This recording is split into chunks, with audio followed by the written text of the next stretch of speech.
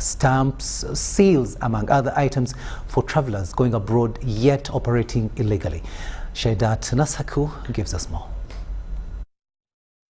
In July 2021, Al Saud Labour Exporting Company was denied an operating license and was stopped from exporting labour abroad. This was followed by a travel ban on Ugandans travelling to Dubai because of COVID-19 and forged vaccination cards, which forced the Health Monitoring Unit of State House to investigate the allegations made. To date, the unit has arrested 3 individuals, 2 from Al Saud Labour Exporting Company operating illegally, and 1 person who has no company. Al Saud Labour Export Company, located on Salama Road in Muswangari Zone, which was involved in these suspicious activities, had been operating illegally as its license was suspended this year. We have 3 individuals in custody. These were arrested yesterday.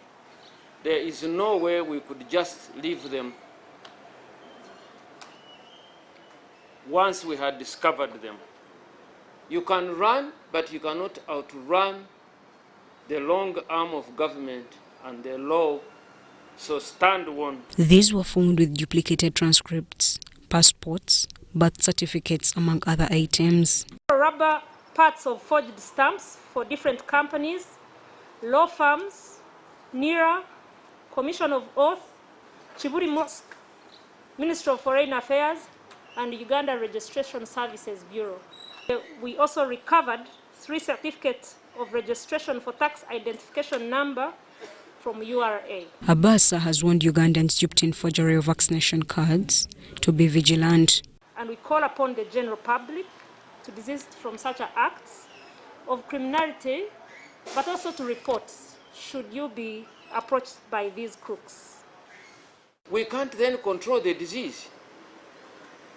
If we have all these fellows with fake vaccine certificates and we think we've covered Ugandans, surely we can't be controlling the disease. Shaidat Nasaku, UBC News. Thanks, Nasaku, for that report. Now let's go to our number 1 story, where President Yoweri Kaguta Museveni has appealed to Kyambogo University administration to emphasize science-based education for national development. He was addressing Kyambogo University's 17th graduation ceremony, where over 9,000 graduates received degrees and certificates in different fields.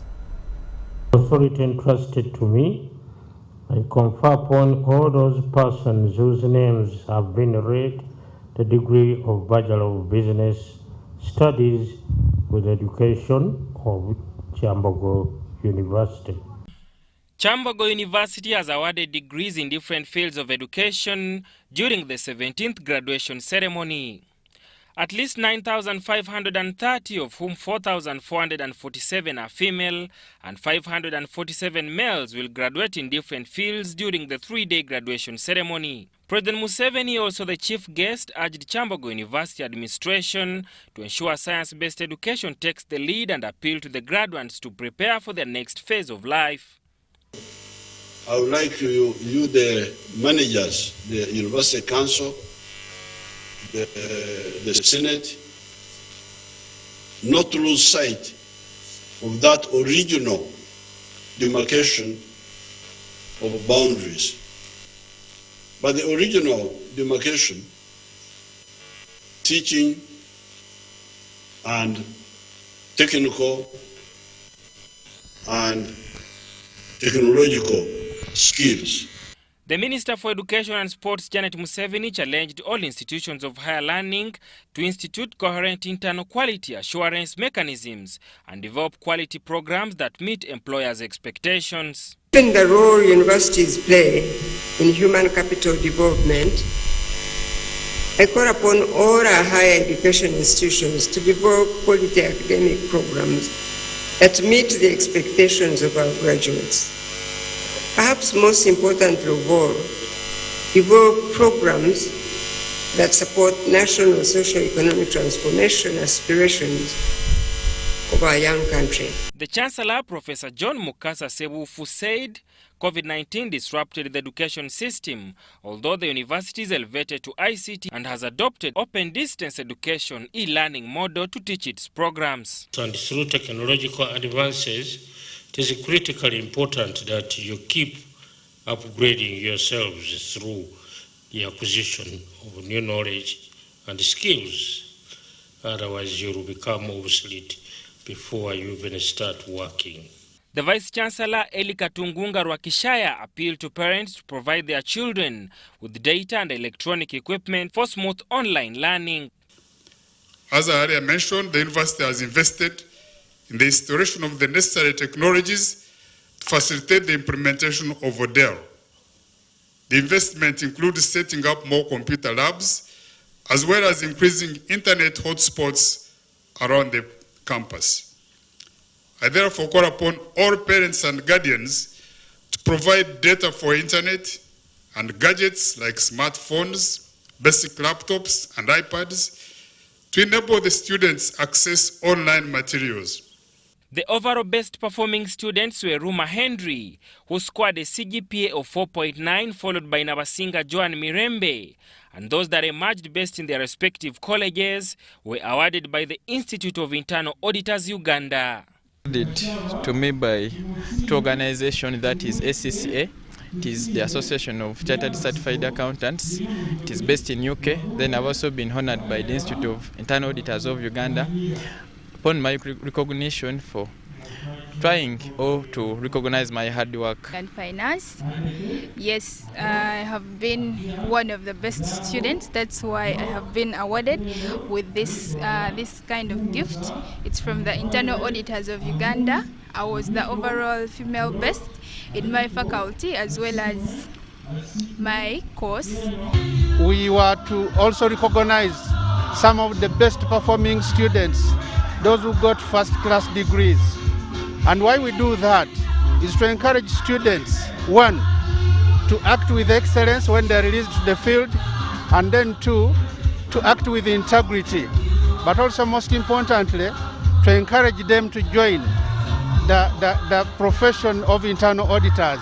As Chambogo University today graduates different students from different fields of education on its 17th graduation ceremony today, which has been held virtually, the mantle now lies on the shoulders of those who have graduated, whose job is now to look for jobs as they enter their next sphere of life. Saddam Mubale, UBC News, Kampala. You're welcome. Thanks, Saddam, for that report there. Now, Uganda has joined the rest of the world to commemorate the International Deaf Week with the aim of creating public awareness about persons with disabilities, the deaf in particular. Let's get more in this report. Uganda has 1.80 million deaf persons. This means 3% of Uganda's population are people with hearing problem, a number that needs total care and inclusion in the country's activities. However, these say government has forgotten about them in this COVID-19 pandemic period. Possible to help us and open up the schools as soon as possible, because home learning is the hardest thing that we can achieve as deaf persons. It is happening on the radios, so you can imagine a deaf person needs to use their eyes, so they're missing out on home learning or media learning. And then on the television where it's happening, where we can visually see, there's no interpreter as well.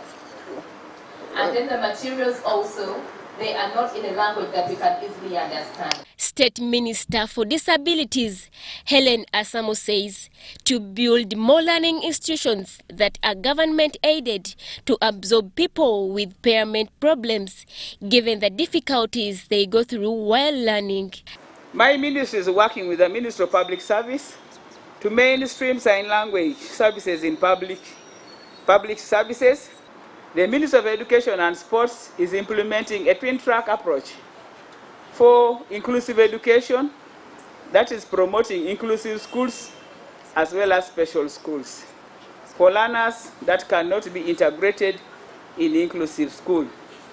Alex Ndenzi, a representative of people with disabilities disabilities in Parliament says often people with disabilities are marginalized when it comes to learning in public places. My second request is as the persons with disabilities, can we be included among the priority group to be given the job?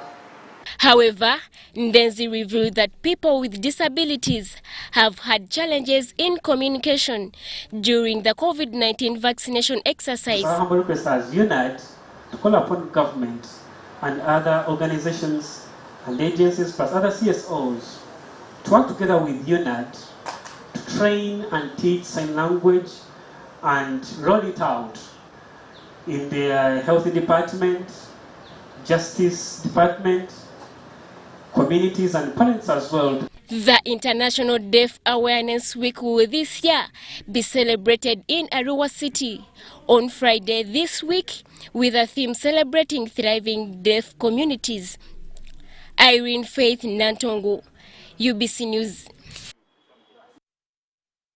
Let's go to Entebbe now, where National Medical Stores, NMS, is asking for an additional increment of 100 billion shillings to facilitate purchase of mama kits. The money will also be used to enable the upgrade of hospitals and health centers at all levels in the coming financial year. We have this report. The National Medical Stores wants their budget increased by 100 billion to enable them meet the costs of rehabilitation and upgrade of hospitals. The General Manager, National Medical Stores, Moses Kambare, says in the last financial year, NMS budget was increased from 480 billion to 600 billion shillings, of which the biggest portion of the budget was spent on procuring COVID-19 vaccines and purchase of specific types of laboratory machines, which were distributed to hospitals. Therefore, we need is an additional 100 billion to take care of the existing gap for mama kits, the increased level of health care for all the upgraded health facilities, because they are going to be for each sub-county there is going to be a health center 3, and for each county there is going to be a health center 4, and there are a number of districts that don't have a general hospital. Kambare told the Parliamentary Committee on Budget and Finance during their visit to NMS to see its works and operations before the next financial year. Although we have 3 health center 3s, but one probably. The Deputy Chairperson of the Parliamentary Committee on Budget Allocation, Ignatius Mudimi wa Makuyu, led the team. First of all, National Medical Stores, they have a vote. They manage their own operation. And they are also managing the distribution. So there is no need to give the ministry, then they give them. We better give them to do it. Once there is increase in population, there are many attendant costs, health or others. So they are really justified for an increment because our population is growing up. However, different committees visiting this place still have reservations on whether vaccines, drugs and medicines distributed by NMS do reach government facilities. Mutonyi Hilda and Sula Kagugube, UBC. It's 15 minutes after the hour of 8 in the studios of UBC TV. We'll now take a very short break, but we'll be returning with much more. Do stay with us.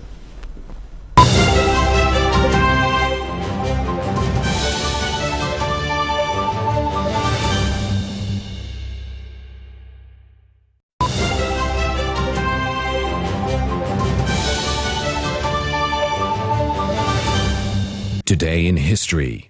On Saturday, the 21st of September 2013, 4 masked gunmen attacked the Westgate shopping mall, an upscale mall in Nairobi, Kenya. The extremist group Al-Shabaab claimed responsibility for the incident, which it characterized as retribution for the Kenyan military's deployment in the group's home country of Somalia. The attack resulted in 71 total deaths, including 62 civilians, 5 Kenyan soldiers and 4 attackers. Approximately 200 people were wounded in the mass shooting. My home, I smile when I think of you, Uganda. My home, I dance when I look at you, Uganda. My home, oh my Uganda. I know with you I'll always stay forever. I know, because I feel that we belong together. My home, under the sun so bright, under the moon at night, on my heart, mommy, oh my Uganda. Hey, mama. At MTN, we look forward to starting another exciting journey together to grow our home, Uganda. Echa COVID-19 chijja kugwa only if we stay at home, observe physical distancing, wear masks properly, sanitize or wash our hands with soap and water regularly, or get vaccinated now.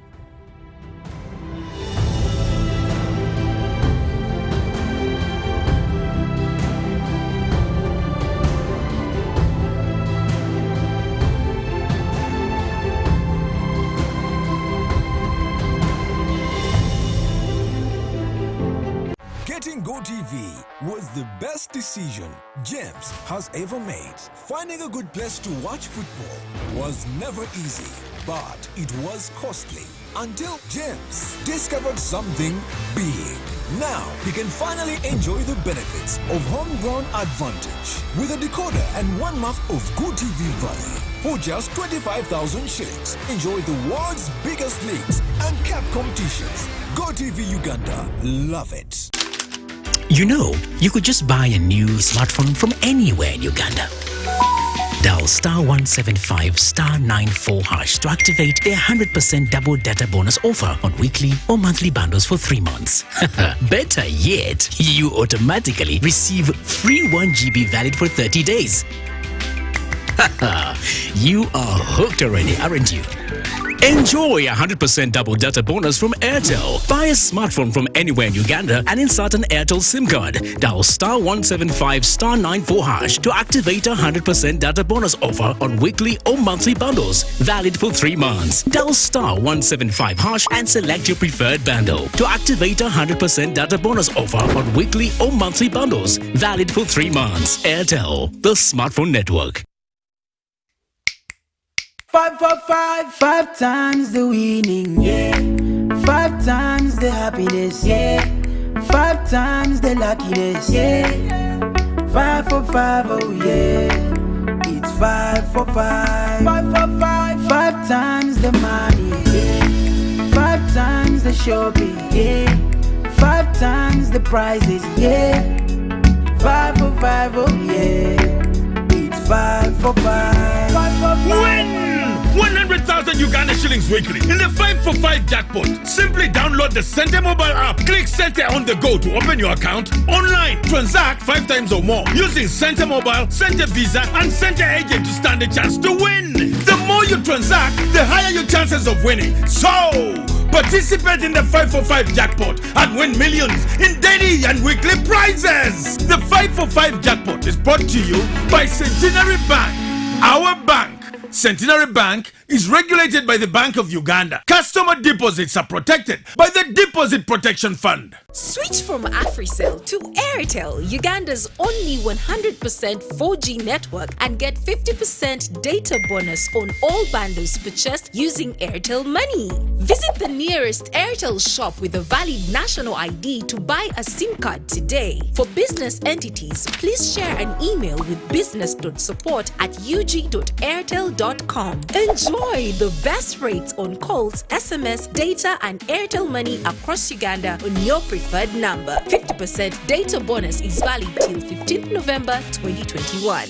Airtel, the smartphone network.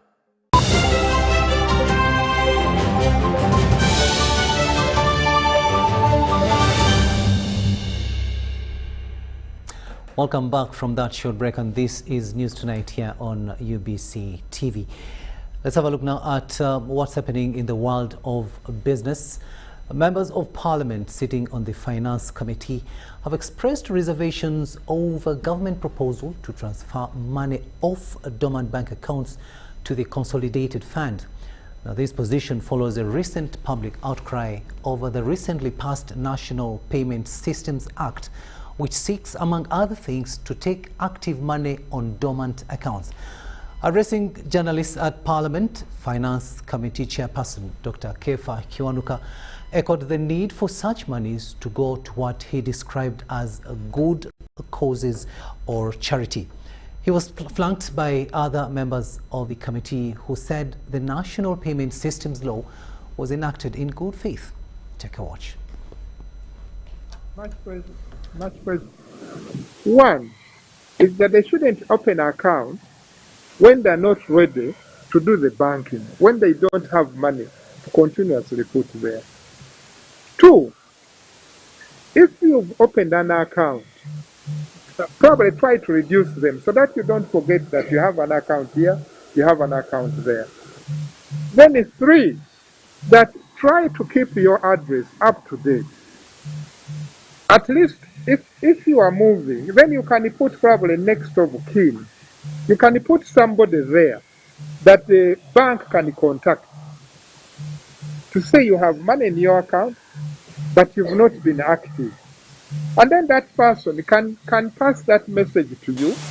What we see now is that we have so small balances which remain on the account, residual balance. But this residual balance accumulates if it is put so many people. And that's why you are coming to that 12 billion. But for the case of those who deposit their money and get out of the account, either for jail or go for some longer time, then the procedure would be very clear that when you come back, you can either access your money through Bank of Uganda before 7 years. Parliament of Uganda.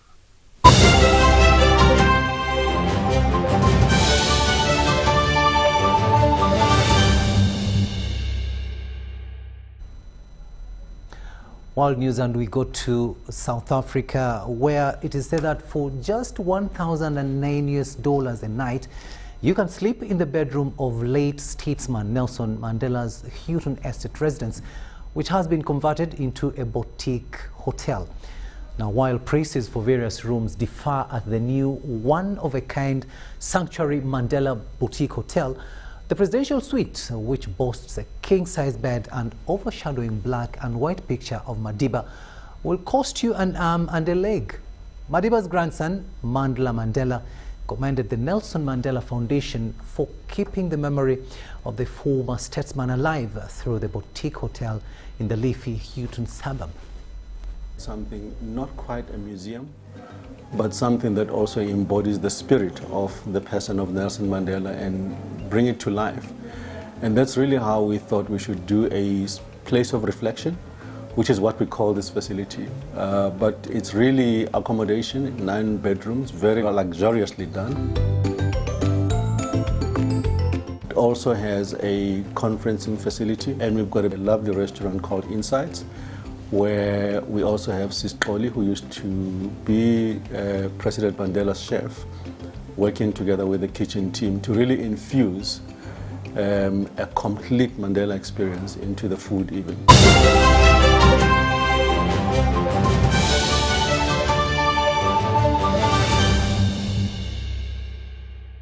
Sports news now, and Vipers Sports Club has secured passage to the Stanbic Uganda Cup after a worthy 2-0 victory over Police FC. In the game played at the FUFA Technical Center in Njeru, Vipers were aided by a goal either side of half-time by prolific Congolese Caesar Manzoki. Vipers were the better side all through the game, with some deft touches evidencing the reason the club's supremo, Lawrence Mulindwa, opted for a Brazilian and Portuguese technical bench of Oliveira Roberto and Marcelo Cardoso.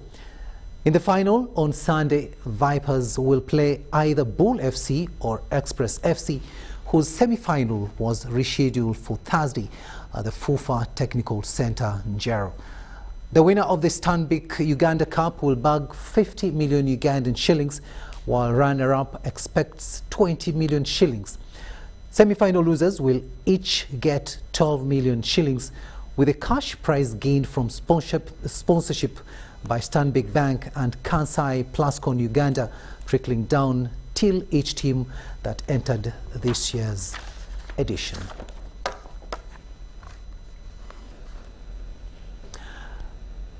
Now, members of the Parliamentary Committee of Education and Sports have had a familiarization tour of National Council of Sports.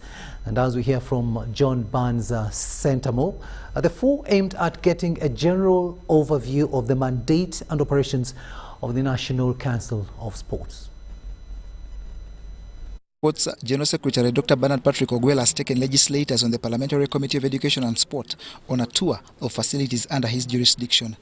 The legislators recommended a new sports law to replace the 1964 Act, which renders sport a leisure, and thus partly why the sector still lags behind. But still, we have discovered, it was my concern, the law, the Act in place is outdated. It was amalgamated in 1964. This is 2021.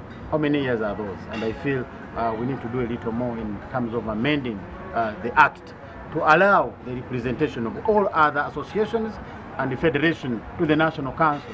Currently, these people are not represented. The four big people on the National Council are appointed and by the minister, the line minister, which I feel is not good enough. These associations that are in charge should participate and be involved in the whole process of choosing who to sit on the National Council of Sports. Notable among the facilities visited were the tennis court, hockey field, MTN Arena and all federation offices housed at National Council of Sports. They are trying, amidst of the challenge they are facing. When you look at the facilities here, they are old-fashioned according to the facilities that are prevailing now in other countries. So the budget that is given to them by the government, my friend, sports is like an option to these guys. It's not a priority. Yet sports has lifted the country's flag higher than anything else. So what we are going to do is to see that we help them, to see that we create a better budget for this for sports. Because this is the National Council of Sports. It's the hope for all sports in the country. Legislators also advise the same treatment to all federations in order for the country to benefit from several talents. John Barnes Sentamo ending that report there. And now, before we leave you, let's have a quick reminder of our top stories.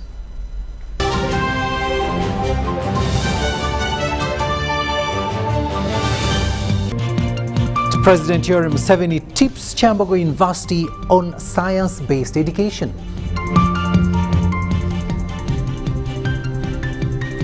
Three arrested for forging vaccination cards. In South Africa, Mandela residence refurbished into boutique hotel. And in sports, Kansai Plascon sponsored Vipers beat Police FC to seal Uganda Cup final slot.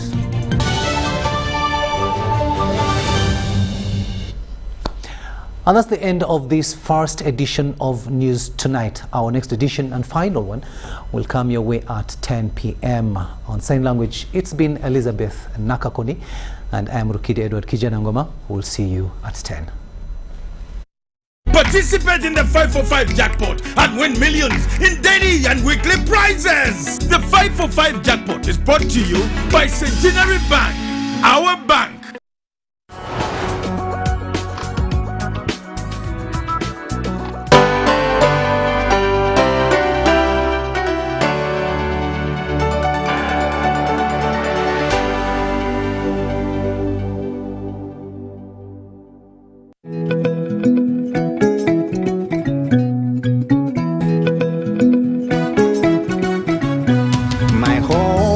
I smile when I think of you, Uganda, my home.